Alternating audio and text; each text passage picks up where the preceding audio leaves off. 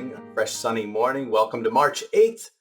This is International Women's Day, starting in 1911.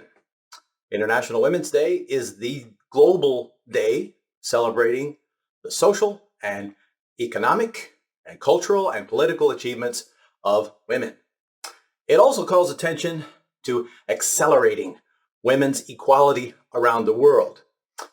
This day remains important to me because I spent many years as a professor in a women's college in Tokyo. So if you want to learn more about International Women's Day, go to www.internationalwomensday.com. Our scripture for today, a very familiar passage, Mark 8, 34 and 35. Gospel of Mark, chapter 8, verse 34 and 35.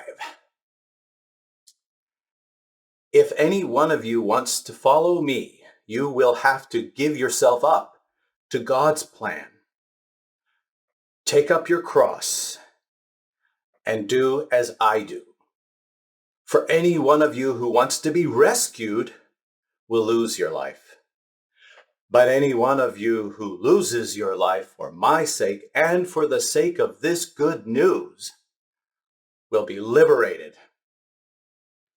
Jesus, in this verse in Mark, is laying out the guidelines for discipleship.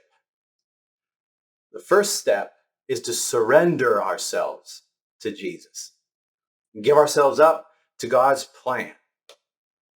In addition, we are meant to identify with the sufferings of Christ. This is the lesson of compassion. 2 words, suffering with. Finally, Jesus asks us to follow him no matter what. This reminds me of the stories of the ancient Gaelic monks of Ireland. When they were considered to be ready to become missionaries, sent ones, their village would commission them to take the good news to those who had not yet heard it. So, gathering at the shore, they would push them out beyond the waves in a coracle, which is a small wicker boat wrapped in leather. One stipulation was that they left the shore without a paddle. They were sent with the prayer that the Lord of the wind and the tides would take them to the people they were meant to meet. If you have ever crossed the Irish Sea, even in a large ferry, even on a calm day, you can imagine the courage it took to go out on the open ocean in a flimsy leather boat without a paddle. Wherever they landed, they initiated their work of building peace, sharing the gospel, and establishing new missional villages. To deny self is not so much about self-denial as it is about surrender to the Lord of the wind and tides.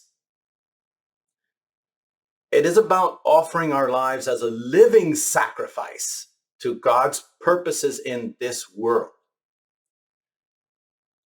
As we journey through Lent, let's keep this in mind. As individuals and as a mission organization, an organization that is sent by God, let us endeavor to take up our cross and follow Jesus every day.